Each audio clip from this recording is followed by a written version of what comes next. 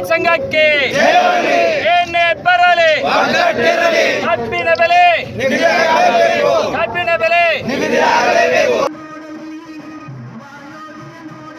ಕಬ್ಬು ಬೆಳೆಗಾರರ ಹೋರಾಟ ದಿನೇ ದಿನೇ ಕಾವನ್ನ ಪಡೆಯುತ್ತಾ ಇದೆ. ರಾಜ್ಯಾದ್ಯಂತ ರೈತರ ಆಕ್ರೋಶ ಜ್ವಾಲೆ ಹಬ್ತಾ ಇದೆ.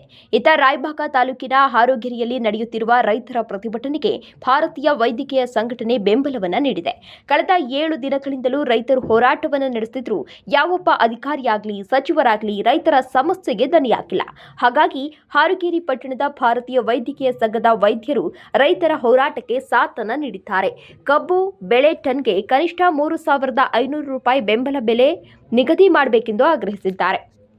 ಹೋರಾಟದಲ್ಲೂ ಈಗ ಇಲ್ಲಿವರೆಗೆ ನಮ್ಮ ರೈತರು ಇಂದು ಯಾವುದು ಕಂಡರಿ ಅಂತ ಒಂದು ಚಳವಳಿ ಮಾಡ್ತಿದ್ದಾರೆ. ಇವತ್ತು ಸತ್ತು ಹಾರೋಗಿರಿ ಕ್ಲಾಸಲ್ಲಿ 6ನೇ ದಿವಸ ಇವತ್ತು.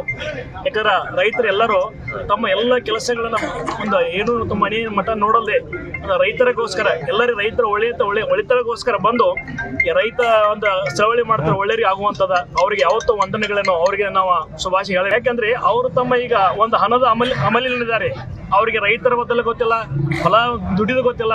ಯಾಕಂದ್ರೆ ಅವ್ರು ಸರ್ಕಾರ ಏನೈತಂದ್ರೆ ಎಲ್ಲರೂ ದುಡ್ಡು ಜಾಸ್ತಿ ಇದೆ. ಹೊಲದಾಗ ಕೆಲಸ ಮಾಡಿ ರೈತರ ಹತ್ರ ಕಬ್ಬ ಕಳಿಸ್ತಿದ್ರೆ ಅವ್ರಿಗೆ ಗೊತ್ತಾಕಿತ್ತು. ಹಿಂಗಾಗಿ ಅವ್ರಿಗೆ ನೆನಪು ಬರೋದಿಲ್ಲ.